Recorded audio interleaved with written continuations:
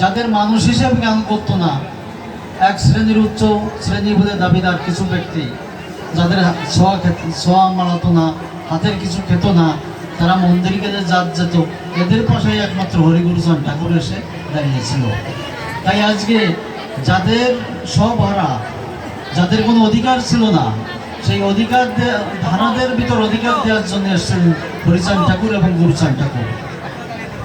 তাই আজকে আমরা সব পেয়েছি, আমরা শিক্ষা পেয়েছি, আমাদের ঘরে অর্থ আছে, অর্থ পেয়েছি, আমরা ধর্ম পেয়েছি, আমরা বিদ্যা পেয়েছি, আমরা আমরা রাজনীতিও পেয়েছি।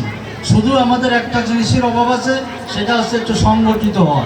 তাই আমি আহ্বান জানাবো, আপনারা একটু সংগঠিত হবেন।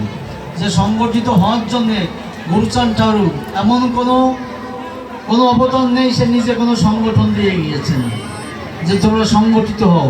একমাত্র গুরুচরণ ঠাকুর আমাদের মাঝে একটা সংগঠন দিয়ে গেছিল, যার নাম হরিগুরুচরণ মতুয়া মিশন। ইদানিং মতুয়াদের অনেক সংগঠন আছে, কিন্তু আমাদের জানতে হবে যে গুরুচরণ ঠাকুর কোন সংগঠন দিলেন। যে গুরুচরণ ঠাকুর আমাদের জাতির পিতা, যে আমাদের জাতির স্বর, সে আমাদের সংগঠন দিলেন হরিগুরুচরণ মতুয়া মিশন। তার জীবদ্দশায় সেই সংগঠন করে দিলেন।